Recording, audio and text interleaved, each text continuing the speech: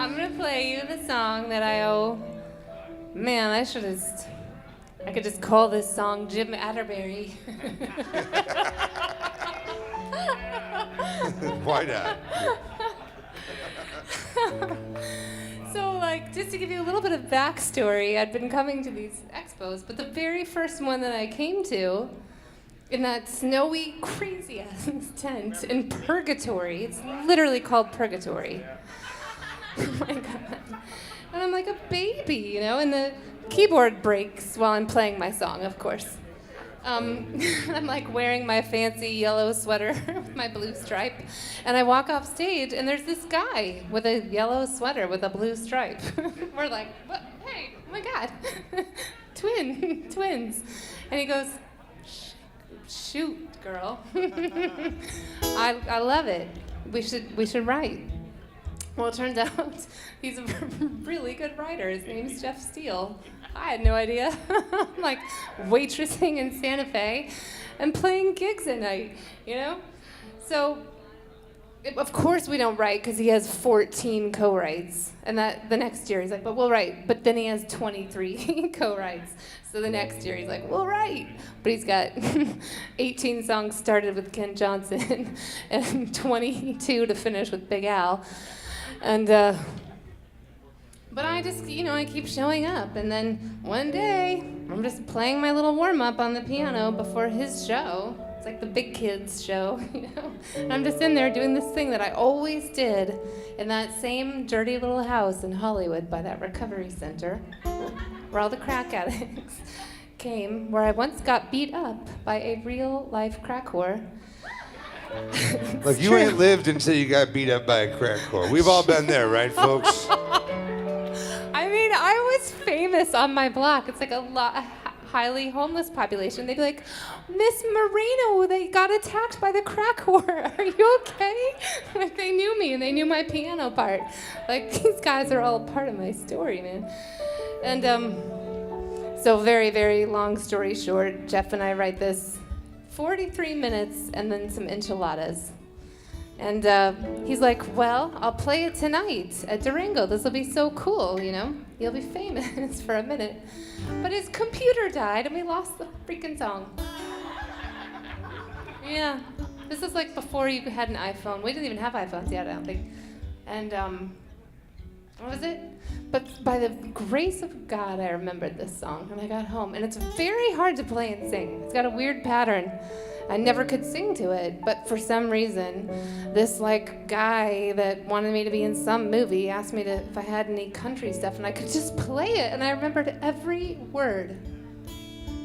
Never written down. I mean, that is the wise words of Jeff Steele. If you can't remember it, it ain't worth it. Well, then, like, 143 of my songs are not worth it, but that's another story. Anyway, he calls me. I'm like That's living. all? Right, shoot. I'm in Hollywood, and I'm teaching piano, and I'm driving my crappy little car on Sunset Boulevard, and now I have at least a flip phone. And he goes, "What are you doing? Pull your car over. Dan Huff heard our song, and he loves it for Rascal Flatts. Do you know who they are?" I'm like, yeah, I've heard of them. Shoot. I'll be okay. He was so worried because I was like a little indie hotel cafe artist, you know. He thought I was going to be precious and freak out on him. But I'm like, give it. Bring it, baby. So they cut it, and they'd never had a 6/8. So everyone was like, it's going to go to radio. This is going to happen. Like, it's going. But I'm still broke, and I still live in a 1926 Craftsman that the Vampire Diaries wants to use as an exterior location for their dilapidated death scenes. Like, it's really real, you know? Like, not doing well. Guys, it's not great. And then my mom calls in the middle of all this. She's still living in New Mexico, and she's like, I have some really terrible news. I'm an only child, so, you know, my parents are my very best friends. That's all I've got in the world, and very lonely.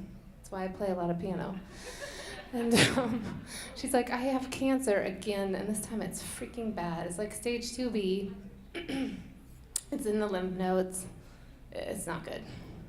But I was like, well, we'd already been through cancer once, And I was like traveling to India and meditating, and like I'm a pretty naturally hippie. So I'm like, I know this guy in India, but its insurance will not pay for it. But I think I'm about to be rich. And she goes, oh my God, I would just prefer you be rich, please. Like, don't blow your money. I'm like, no, we're going to India, Mom. And so I got 7 credit cards. We went to India. She is cured of breast cancer, and she has survived for 10 years with nothing came back. Thank you very much. And the song did go to radio, and then they won the CMT Video of the Year, and then they went to the Grammys. So, it really worked out. Even though they did not win, Sugarland won. But that was okay.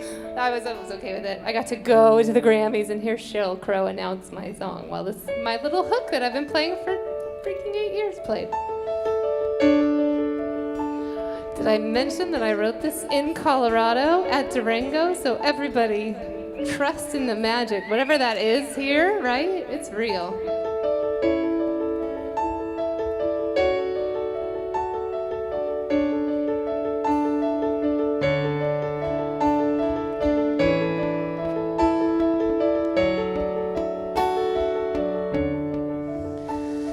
You could have bowed out gracefully, but you didn't. You knew enough to know to leave her well enough alone, but you wouldn't. I drive myself crazy trying to stay out of my own way. The messes that I make, my secrets are so safe. You're the only one who gets me, you get me. It's amazing to me how every day, every day, every day you save my life.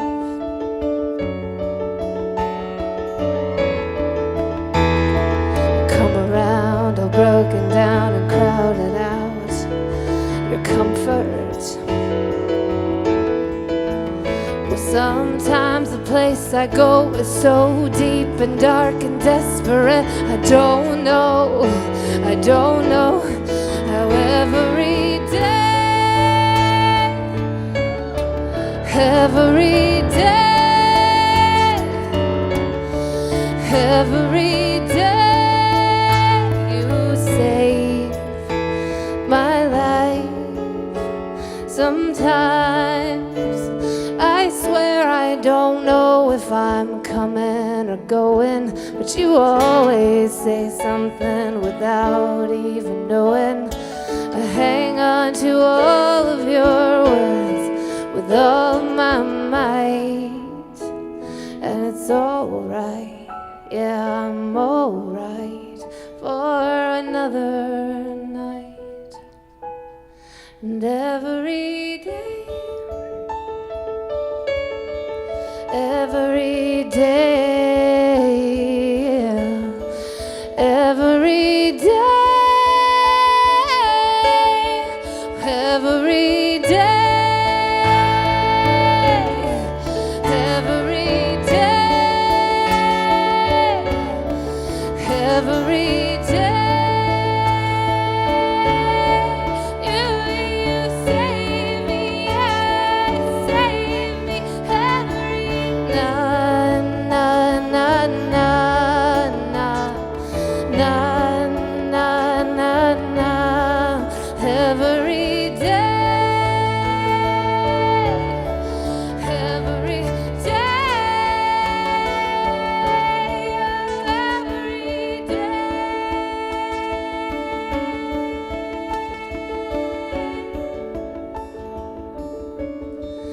every day you save my life.